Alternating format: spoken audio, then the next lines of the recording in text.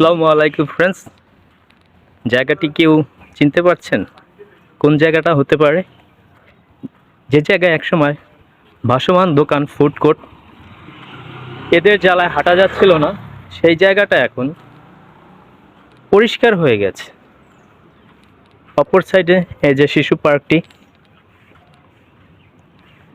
আর এটাই হচ্ছে সেই ব্লেস পার্কের পরিবেশ।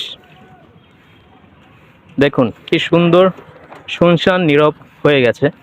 এই যে এই রাস্তার পাশেই ছিল দোকানগুলো, এখন একদম জনমানব শূন্য হয়ে গেছে। এখন পরিবেশটাই অন্যরকম, দেখতে খুবই ভালো লাগছে। একসময় এই পাশ দিয়ে হাঁটা যেত না, দোকান এবং ফুড কোর্টের তারা রাস্তা দখল করে নিয়েছিল। আজকে সেই জায়গাটা কি শুনশান এবং নীরব হয়ে গিয়েছে, আপনারা দেখতেই পাচ্ছেন। আশেপাশে একদম জনমানব শূন্য। আজকে শুক্রবার, তো নামাজের পরে বের হলাম। খুব সুন্দর এই রাস্তাটা, দেখতেই পাচ্ছেন। এবং এই সাইডেই ছিল সেই দোকানগুলো, এখন দোকানগুলো নেই।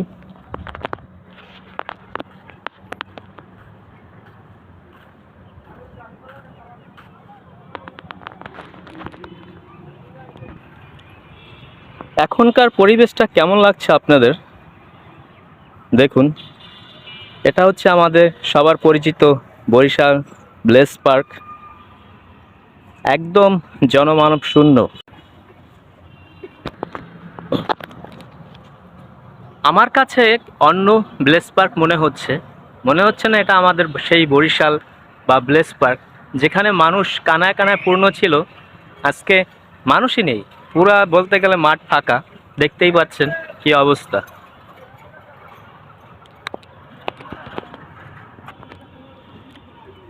এইসব জায়গাগুলোতে দোকান ভরপুর ছিল, সেখানটা এখন পুরোটাই ফাঁকা হয়ে গেছে।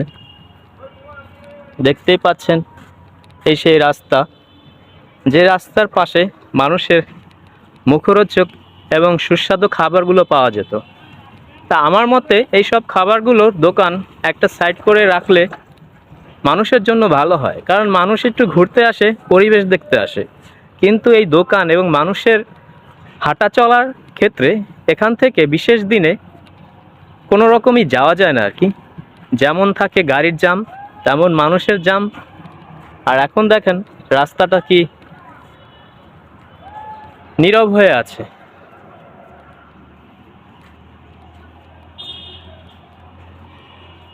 পুরোটা জায়গা নীরব, শুধু একটা মাত্রই ফুড কোর্ট আছে, ইউরো ক্যাফে।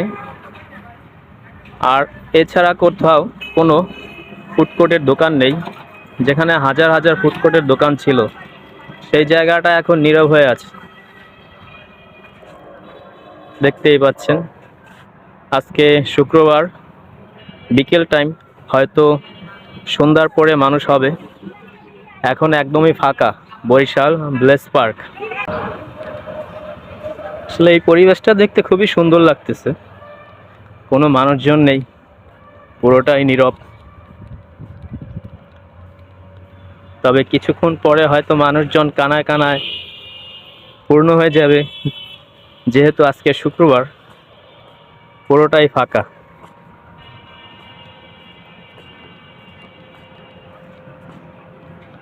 জুম্মার নামাজ শেষে চলে আসলাম।